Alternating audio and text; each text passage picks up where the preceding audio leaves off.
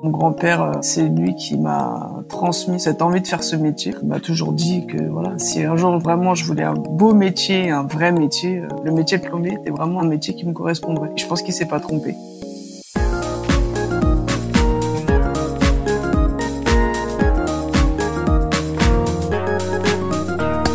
Bonjour à toutes et à tous, je suis Stéphanie Gérifaut et je vous souhaite la bienvenue dans un nouvel épisode de Parpaing et Sac à main, le podcast qui met en lumière des femmes ayant des métiers atypiques ou plus classiques dans un secteur parfois jugé très traditionnel, le bâtiment. Au détour de conversations, découvrez avec moi leur quotidien en tant que femme, chef d'entreprise ou salariée, leur parcours, leur vision du secteur, leurs challenges, leurs doutes et leurs réussites. Allez, stop! Découvrons sans plus attendre cette nouvelle conversation de Parpaing et Sac à main.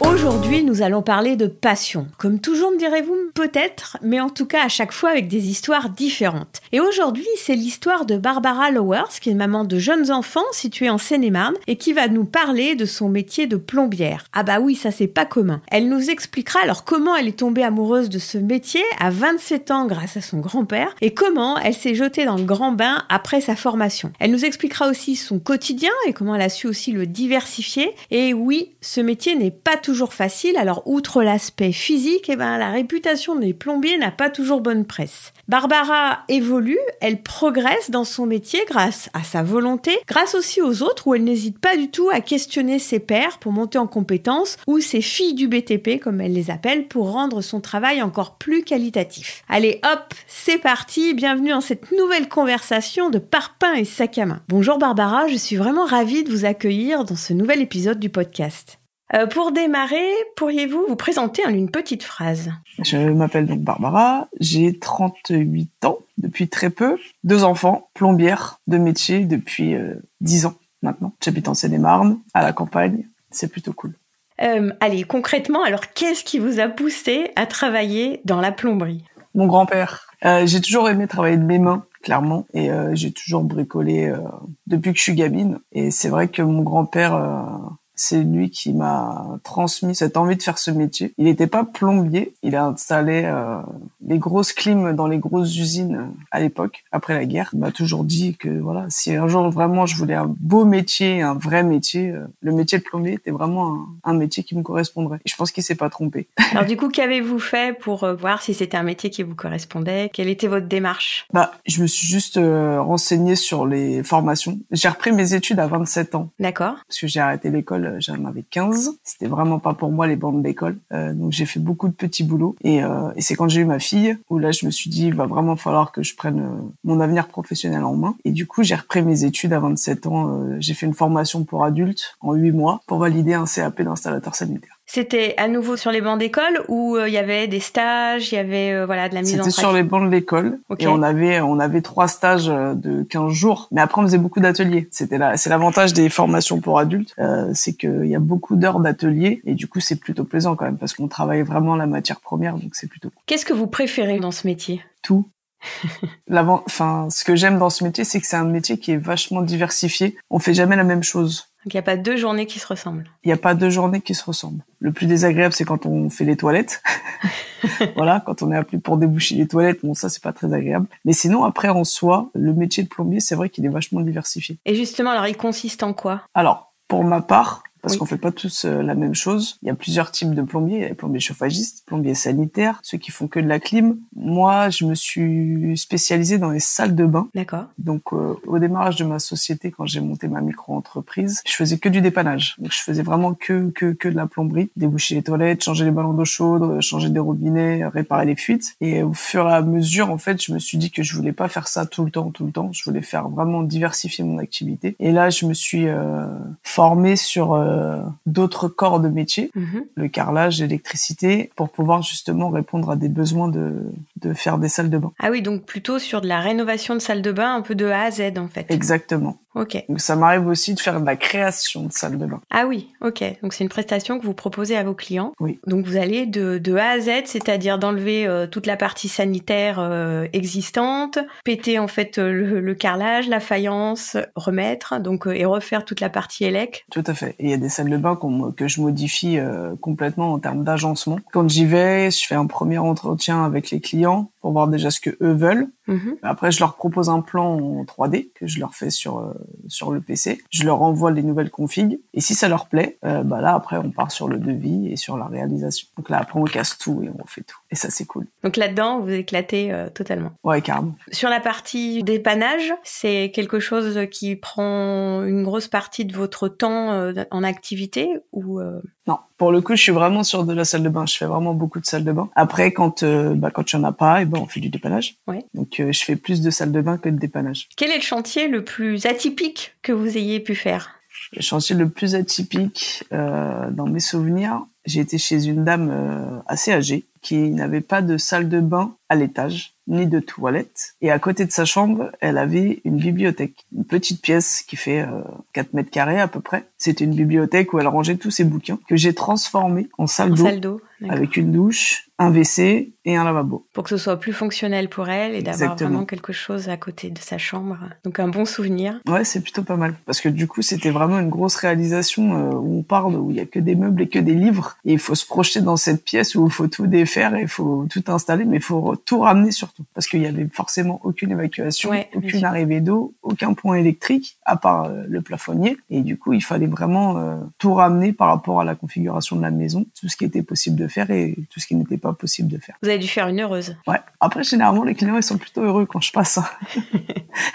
Quand je leur rends les clés du chantier, ils sont plutôt contents. Pas au tout début, mais après, ils sont contents de voir le résultat. C'est ça, exactement. C'est un peu long le temps des travaux parce que ça fait pas mal de poussière et tout ça, mais c'est vrai qu'après, une fois que c'est fini, ils sont contents. Qu'est-ce qui est le plus difficile dans ce métier ? L'aspect physique. Je pense que physiquement, il faut quand même être solide. Donc, il y en a qui vont à la salle tous les jours. Moi, j'ai pas besoin d'aller à la salle personnellement parce qu'avec tout ce qu'on porte. Votre muscu quotidienne. Je fais ma muscu tous les jours déjà. J'ai pas de problème avec ça. Mais le plus compliqué, je pense que c'est quand on intervient sur des gros ballons d'eau chaude. Ça, vous pouvez pas le faire toute seule. Enfin, même que ce soit un homme ou une femme, souvent besoin. Alors, si le ballon est vide, il y a peut-être pas trop de soucis, mais quand oui, vous pour devez le poser, enlever, ça va. Quand il est neuf, c'est léger. Enfin, c'est léger. On s'entend. Quand on doit le déposer, quand c'est un ballon qu'on arrive déjà dans les 200 litres à déposer, quand on est tout seul, ça se fait. Hein. Ouais. Après, voilà, on a des techniques pour le faire. Il y en a qui sont équipés avec des outils. Ceux qui font ça tous les jours, ils font que du ballon d'eau chaude. Ils ont des diables exprès pour soulever et réinstaller. Mais quand on n'a pas ce genre d'équipement,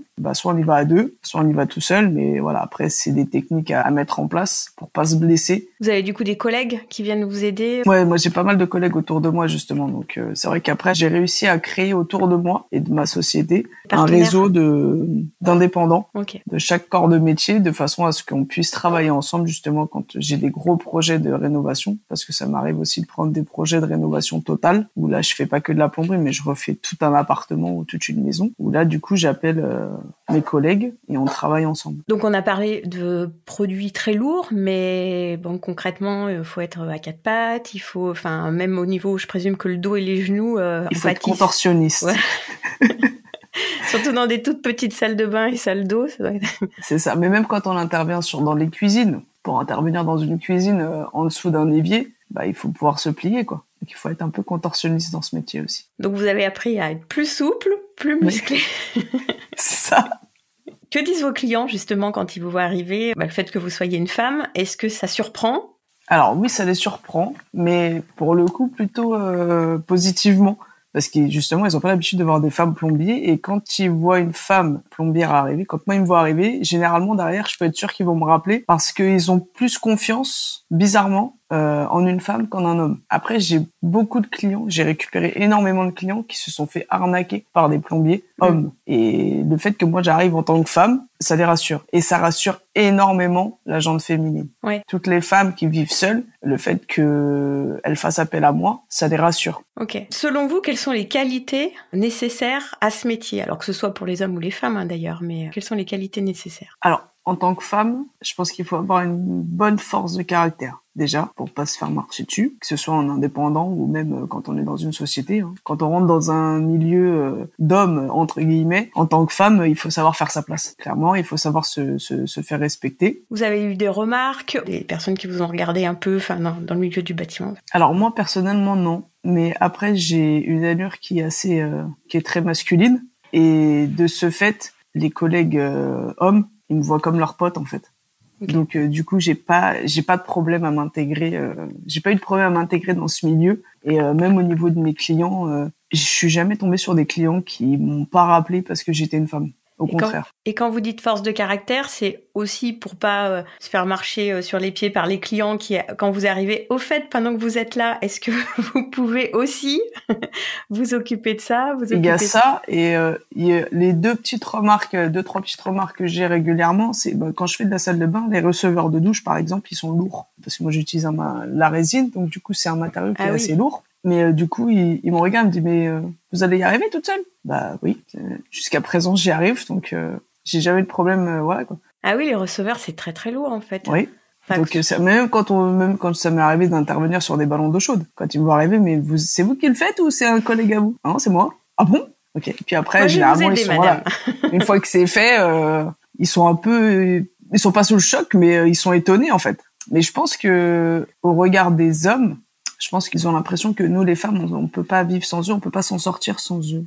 Et du coup, bah non, parce que physiquement, ok, on a moins de force qu'un homme, mais si on emploie les bonnes techniques, on peut faire tout comme un homme. Il n'y a pas de problème en fait. Oui, parce que les appareils ont évolué aussi, non? Il y a peut-être plus de prises ou Exactement. D'éléments aujourd'hui, pour porter. Pour un ballon d'eau chaude, on a les ventouses, on a des diables. Et moi, j'ai des collègues qui m'appellent pour aller leur filer des coups de main.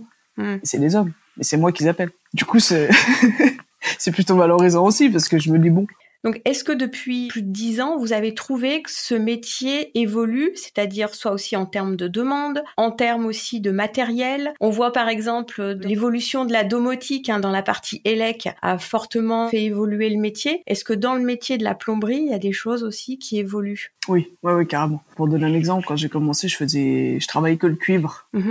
Après, c'est la base de notre métier, clairement. C'est pour ça qu'on aime, que les vrais plombiers aiment ce métier, c'est pour travailler la matière première. Et c'est le cuivre. Mais c'est vrai qu'aujourd'hui, ils ont sorti énormément de choses qui font que pour nous, ça va plus vite, c'est plus facile à mettre en place, c'est plus rapide. Après, en termes de coûts, oui, c'est des machines qui coûtent cher, mais qui, au final, nous font gagner beaucoup de temps. Derrière, voilà, c'est une rapidité pour nous, c'est une rapidité pour le client, et du coup, ça va plus vite et c'est mieux. Mais après, on a des clients j'ai des clients qui ne veulent que du cuivre chez eux. Donc là, on ressort le chalumeau et on y va. Mais Ah oui, d'accord. Ils peuvent demander avoir spécifiquement du cuivre et pas du tout. J'ai des clients qui me demandent. Après, moi, quand j'arrive sur des installations où c'est en cuivre, je demande au client s'il veut rester en cuivre ou s'il veut passer en multicouche. Après, voilà, je lui explique les avantages et les inconvénients. Et puis après, c'est lui qui prend sa décision. Après, j'exécute, comme on dit. Voilà. Il choisit et moi, je mets en place, il n'y a pas de problème. Le cuivre est plus cher? Le cuivre est plus cher que le multicouche. Après, moi, le PER, je le fais pas. C'est pas un matériau que je travaille parce que je le trouve qu'il est pas assez solide. Et je veux pas de problème derrière, en fait. Donc, voilà. Donc, du coup, le multicouche est moins cher que le cuivre, mais les raccords multicouches sont plus chers que les raccords cuivre. En sachant que le cuivre, les tubes, on peut les mettre entre eux, on n'a pas beaucoup besoin de raccords, en fait, dans le cuivre. Contrairement aux multicouches, où voilà, il faut plein de raccords. Des raccords, Et du coup, il y a plus de risques de fuite aussi. Mais c'est vrai que par contre, c'est un matériau qui tient et qui est vraiment rapide à installer. Alors, vous êtes présente sur Instagram, vous avez plus d'1 millier de followers. Que vous apporte ce réseau et est-ce que vous avez justement des conseils à apporter aux entrepreneurs et entrepreneuses du BTP qui hésitent encore à communiquer via les réseaux sociaux? Moi, Instagram, ça m'a apporté beaucoup de relations avec des artisans. Donc des partenaires, en fait. Voilà, exactement. Et c'est vrai qu'aujourd'hui, quand on a un problème, moi, ça m'arrive de contacter des collègues sur Insta qui sont plombiers et pour savoir s'ils n'ont pas une solution à m'apporter ou comment ils feraient s'ils avaient ça comme problème. Et il y a quand même pas mal d'échanges. Donc c'est vrai qu'aujourd'hui, ce réseau social-là, je l'utilise quand même beaucoup. Alors que je suis pas du tout réseaux sociaux. Voilà, la technologie et moi, ça fait 2. Je pense que il faut s'en servir correctement. Il y a beaucoup de choses et beaucoup de bonnes choses qu'on peut avoir sur ce site, sur Instagram, comme il peut y avoir de très mauvaises choses aussi. Hein. Mais je pense qu'aujourd'hui, on peut apprendre énormément. Je remettrai dans les notes de l'épisode l'adresse pour vous suivre et voir les fameux avant-après des salles de bain que vous réalisez. Et ça, c'est l'avantage aussi parce que mine de rien, quand on arrive chez un client, quand on lui propose une salle de bain, moi, ce qui est mon cas régulièrement, je leur donne le lien et ils vont dessus. Et le fait qu'ils aient un visuel, ça les rassure aussi. Ça leur permet de voir justement les avant-après, les pendant, parce qu'il y a des chantiers où je filme pendant que je travaille. Et ça les rassure. Parce que psychologiquement, ils vont pas se dire, ils vont se faire arnaquer, en fait. Donc, du coup, des conseils plutôt favorables à utiliser les réseaux? Oui, complètement. Après, voilà, encore une fois, il faut les utiliser à bon escient, c'est tout. Alors, à part vos enfants, hein, quelle est votre plus grosse fierté, votre plus grande fierté? D'avoir réussi à monter ma société et que ça tourne, clairement. Voilà. Je me suis lancé là-dedans en sortant de l'école. Hein. Donc quand j'ai fait mon CAP, quand je l'ai eu après derrière, j'ai fait 3 mois chez un patron et j'ai dit non c'est bon, c'est plus pour moi. Et je me suis lancé, j'ai ouvert ma micro-entreprise et là aujourd'hui je suis plus en micro-entreprise, maintenant je suis en société, je suis en SASU et du coup c'est vrai que cette évolution là, j'en suis fier et aujourd'hui je suis fier d'être arrivé au stade où j'en suis et je sais que ça va évoluer encore derrière. Il y a des coups de mou ou des moments où vous dites pourquoi je fais ça ou... Ouais, complètement. Mais je pense qu'après, voilà, c'est l'aspect psychologique. Il y a des moments où on est fatigué. C'est plus la fatigue qui l'emporte. Oui, c'est plus la fatigue qui l'emporte. Après, c'est vrai qu'aujourd'hui, moi, ce qui me fatigue le plus, et ce qui m'énerve le plus aussi, c'est le fait d'avoir... J'ai beaucoup de gens qui reviennent vers moi et qui me disent qu'ils se sont fait arnaquer, qu'ils ont plus confiance et que les plombiers c'est des voleurs. Et les plombiers, on a une grosse image de voleurs quand même, alors que c'est pas vrai, on n'est pas des voleurs. Maintenant, il faut que les clients ils se rendent compte que il y a des tarifs qui sont pas chers. Il faut se demander pourquoi. Et c'est vrai qu'ils n'arrivent pas à faire à part des choses. C'est ça qui est fatigant. C'est que derrière, à chaque fois, on y va, on fait un devis. Là, je parle que pour l'aspect plomberie, vraiment dépannage, ou des changements de ballon ou quoi. Quand on arrive, on fait un devis, et derrière, on est dans que vous êtes trop cher. Et quand on nous rappelle 6 mois après, parce que, la personne qui a fait les travaux, ça a pas tenu. Et qui revient pas, clairement, puisqu'il a pris son argent et puis voilà. Mais on n'est pas tous comme ça. Et ça, c'est fatigant. De repasser tout le temps derrière, tu viens, t'expliques, tu passes du temps avec les clients et derrière, quand on dit, ouais, mais non, vous êtes trop cher, je vais pas baisser mon prix, clairement. Mais par contre, je sais qu'il y a une chance sur 2 ou une chance sur 3 qui me rappelle derrière. Ouais, donc, après, c'est comme dans tous les corps de métier du secteur du bâtiment aussi, où il y a, on va dire, à boire et à manger. Et pour le coup, des fois, il faut redorer, en fait, l'image du métier en tant que tel. C'est ça. Mais c'est vrai que maintenant, il y a des jours, c'est fatigant. Mais là, c'est vrai que là, en ce moment, c'est très fatigant à cause de tout ce qui se passe. L'inflation, il joue pour beaucoup aussi. Ouais. Qui impacte aussi sur le choix de refaire sa salle de bain, de l'augmentation des matériaux et de se dire, c'est peut-être pas le moment. Aujourd'hui, les prix sont plus les mêmes. Et du coup, c'est vrai que quand on arrive chez les clients et quand on leur donne une fourchette de prix, aujourd'hui, moi, quand mes clients me demandent une fourchette, je peux même pas leur donner. Parce que les tarifs, ils bougent tellement. Voilà. Mais nous, derrière, ça nous fait perdre des clients. Donc, c'est vrai qu'aujourd'hui, depuis l'inflation, je fais plus de dépannage que de salles de bain. C'est en train de s'inverser, en fait. Alors qu'à la base, moi, ce que j'aime, c'est faire des salles de bain, par exemple. Bah oui. Pour revenir donc sur vos enfants, qui sont encore petits, qui ont donc 10 et bientôt 6 ans, comment vous gérez votre vie de maman et votre travail? Est-ce qu'il est facile de faire des heures dites classiques? Ou parfois, alors notamment là, vous parliez aussi de dépannage, mais peut-être que ces dépannages empiètent aussi sur les horaires plus soir, ou comment vous arrivez à gérer tout ça? Aujourd'hui, ça va beaucoup mieux, c'est plus simple à gérer. Avant, c'était difficile. Quand j'ai ouvert ma boîte, clairement, c'était compliqué parce que je faisais des horaires, j'avais pas d'horaire. Hein. Je partais tôt le matin, je rentrais tard le soir. Mais c'est vrai que voilà, aujourd'hui, j'ai pris du recul, j'ai pris de l'âge aussi. Et du coup, je consacre quand même pas mal de temps à mes enfants. Je ne travaille plus le week-end, sauf si vraiment la personne elle est dans le besoin et que voilà, il y a pas le choix. Donc là, j'y vais. Mais sinon, voilà, tous les matins, j'emmène mes enfants à l'école. Chose que je ne faisais pas avant. Mais voilà, après, à un moment donné, en fait, je pense qu'il faut prendre des décisions dans la vie. Et le travail, c'est bien, mais il n'y a pas que ça. Et donc, c'est vrai que le fait de pouvoir les emmener le matin à l'école, déjà, ça, c'est un vrai kiff. Je sais que voilà, il y a des jours où je m'arrange pour rentrer plus tôt. Mais je suis jamais à la maison avant 18h30, 19h. Ouais, ok. Oui, donc après, voilà, on fait à manger, on fait la douche. La deuxième vie qui démarre. Exactement. Il y a une deuxième journée après la première. Ouais. Justement, si votre grande, donc il y a 10 ans, dans quelques années, elle vous dit « Maman, je vais être plombière comme toi », Qu'est-ce que vous lui dites? Je les emmène déjà avec moi sur le chantier. Donc si demain elle me dit je veux être plombière, maçonne, carreleuse, va, y a pas de problème. Elle fera ce qu'elle veut. À partir du moment où elle fait un métier qu'elle aime, moi c'est tout ce qui m'importe. Mais elle a déjà ses projets professionnels dans sa tête, même si elle a que 10 ans. Elle veut être architecte d'intérieur et venir travailler avec moi. Ah bah alors là c'est parfait, la complémentarité. Donc bon, faut qu'elle accélère un peu alors. C'est ça. Mais bon, elle va prendre son temps quand même, elle va réfléchir encore un peu avant.